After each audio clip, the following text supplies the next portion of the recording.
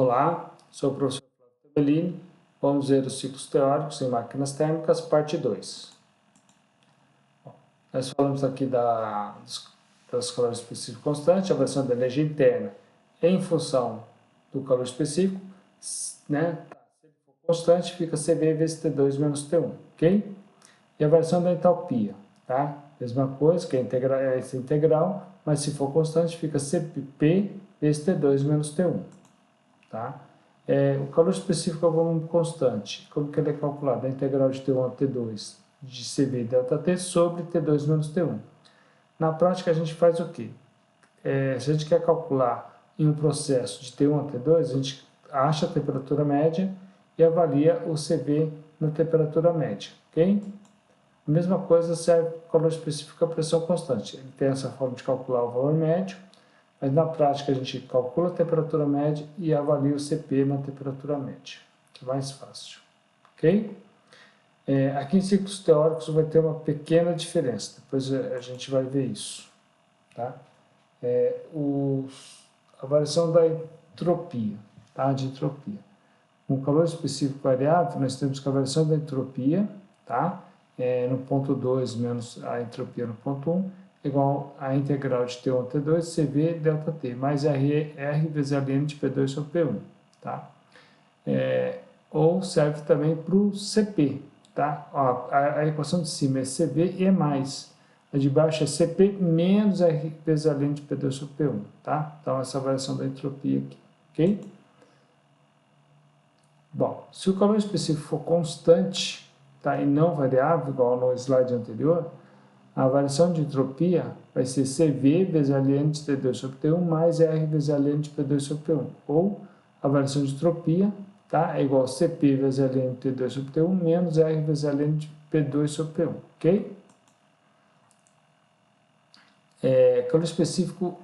Calor específico variáveis para o ar, base máxima, tá? Então, nós temos que a variação de entropia é igual a essa variação aqui, que é chamada função de entropia. Esses valores são tabelados. Menos R vezes Ln de P2 sobre P1, tá? Se for na base molar, nós vamos ter essa variação de entropia na base molar e essas funções de entropia na base molar, menos R barra vezes Ln de P2 sobre P1, tá? Esse S0 barra, eles são tabelados, tá?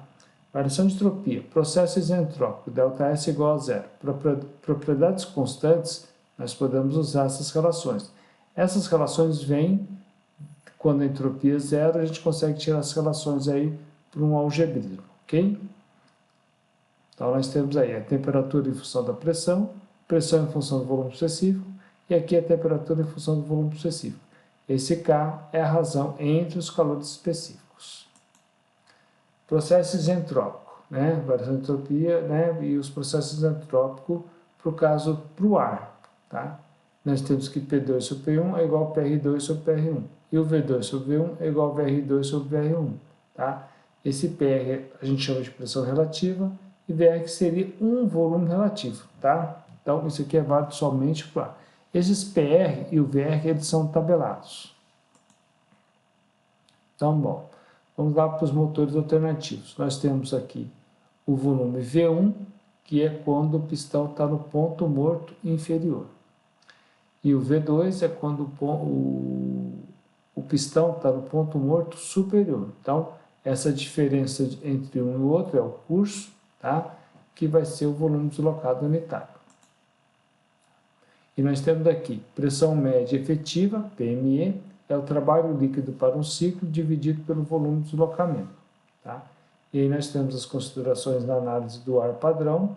O fluido de trabalho é modelado com uma quantidade fixa de ar, gás ideal. O processo de combustão é substituído por uma transferência de calor e todos os processos são internamente reversíveis, beleza?